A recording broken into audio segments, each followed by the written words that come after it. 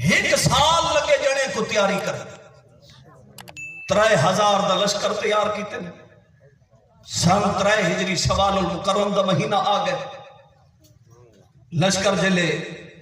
مکہ مکرمہ دی سرزمین تو چلے مدینہ طیبہ ہوتے حملہ کرن واسطے خبر پہنچی نبی پاک صلی اللہ علیہ وسلم دی بارگاہ وچ نبی پاک صلی اللہ علیہ وسلم نے صدا غلامہ کو کہ مشورہ کیا کرو 3000 دا عظیم و شان لشکر آندہ پہتے مٹھی بھر دے مار ہون مقابلے واسطے احتیاطی تدابیر کیا کیتی ہمیں آپ نے فرمایا میرا مشورہ یہ ہے کہ تھئی مدینہ طیبہ رہوں کچھ آڑ کچھ گھر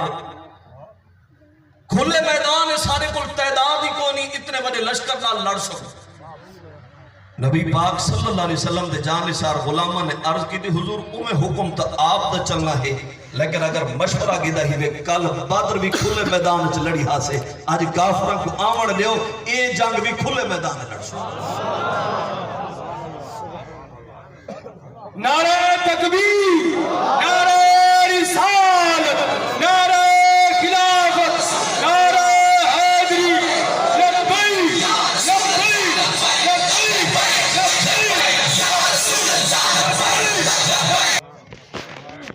نبی پاک صلی اللہ علیہ وسلم مشورہ پہ کریں دن فرمایا دسو جیڑھا اٹھے عرض کرے حضور اگر اجازت ہوئے تا جنگ کھلے میدان تھی نبی پاک صلی اللہ علیہ وسلم نے کہیں ایک صحابی بھی نہیں آتا کہ آقا تعداد گھٹ 3000 دا لشکر مارے نہ بجو کوہ نہ دیتے ہوئے سو بچسو نہیں نبی پاک صلی اللہ علیہ وسلم جلے جوان مردی اور حوصلے نہیں تھے فرمایا بات تیاری کرو چل دے ہیں میدان کے صحابہ کرام تیاری شروع کی تھی اور لمحات آئے کہ اور رات آئی کہ تہجد دا ویلا تھیا نبی پاک صلی اللہ علیہ وسلم نے فرمایا بلال بان مدینہ دی گلیاں میں صدا پھیرنا من کیا کہ آؤ رسول اللہ صلی اللہ علیہ وسلم دا لشکر تیار تھی نہ پہ چلو میدان احد کی طرف آؤ خوش بختو